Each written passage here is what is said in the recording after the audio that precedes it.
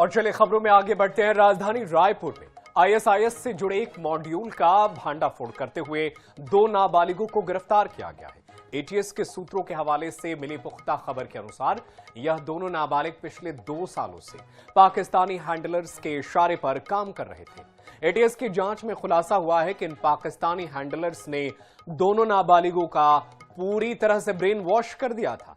ये दोनों नाबालिग लगातार हैंडलर्स के संपर्क में थे और उनके इशारे पर काम कर रहे थे। पुलिस को पता चला है कि इन नाबालिगों ने रायपुर और आसपास के कई महत्वपूर्ण स्थानों की तस्वीर हैंडलर्स के साथ साझा की थी। एटीएस के अनुसार इनकी तैयारी दिल्ली के तर्ज पर रायपुर में कोई बड़ी आतंकी वारदात करवाने की थी।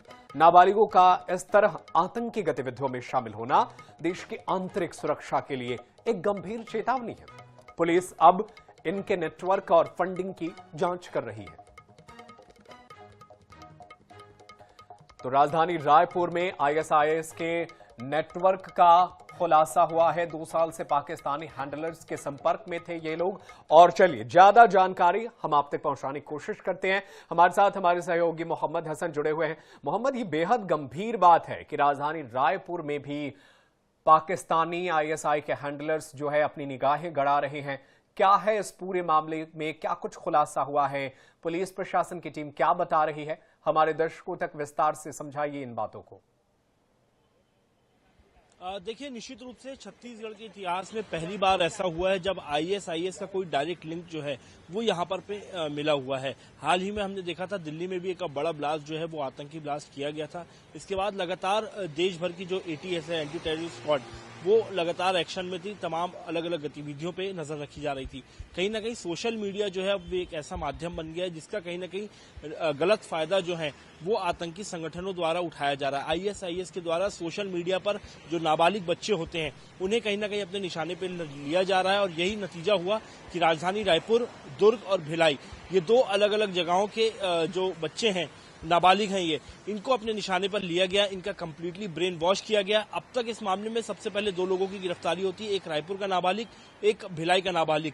दोनों ही स्कूल में पढ़ने वाले छात्र हैं, इंस्टाग्राम चलाते थे। इस दौरान उनका कनेक्शन जो है आईएसआईएस के लोगों से हुआ।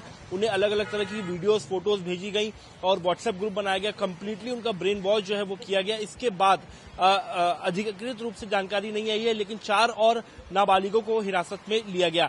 लेकिन जब पूछताछ इन दोनों लोगों से की गई तो पूछताछ में कई अहम राज सामने आए कि इन दोनों का कंप्लीटली ब्रेन वॉश किया गया। अलग अलग जो भीड़ भाड़ वाले स्थान है छत्तीसगढ़ के, उनकी तस्वीरें, फोटोज इनसे मंगाई गई। इनको टास्क दिए गए कि व्हाट्सएप में एक ग्रुप बनाए और ये जो विचारधारा है आईएसआईएस की आतंकी विचारधारा है, इस विचारधारा को अलग अलग लोगों तक पहुंचाएं। और कहीं ना कहीं एक बड़ी साजिश की जो है वो तैयारी की जा रही थी। लेकिन एटीएस के द्वारा 1.5 साल से इन पर निगरानी रखी जा रही थी। ये जो वेब पर जो सर्फिंग कर रहे थे, किन किन ग्रुप में क्या क्या बातें हो रही थी, एटीएस के अधिकारी लगातार निगरानी बनाए हुए रखे थे। और इसके बाद जब पूरा कंफर्मेशन हुआ तब एटीएस की टीम ने इन्हें पकड़ा।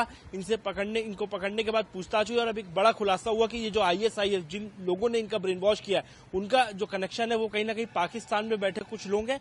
इसके अलावा कोई और देश भी जो है वो इसमें शामिल हो सकते हैं। बहरहाल कहीं ना कहीं एक बड़ी घटना होते होते रह गई। सही वक्त पर जो है एटीएस ने इन लोगों को पकड़ लिया, नहीं तो छत्तीसगढ़ पर भी आतंकी खतरा जो है वो जरूर मंडरा सकता है। बिल्कुल, ये छत्तीसगढ़ पर भी आतंकी खतरा, और ये बेहद सोचने वाली, हैरान करने वाली भी बात है। सुरक्षा एजेंसियों को और सतर्क रहने की जरूरत है। बहुत शुक्रिया मोहम्मद हसन तमाम जानकारी के लिए। आप नजरें बनाए रखिएगा, आगे भी आपसे जानकारी हासिल करते रहेंगे।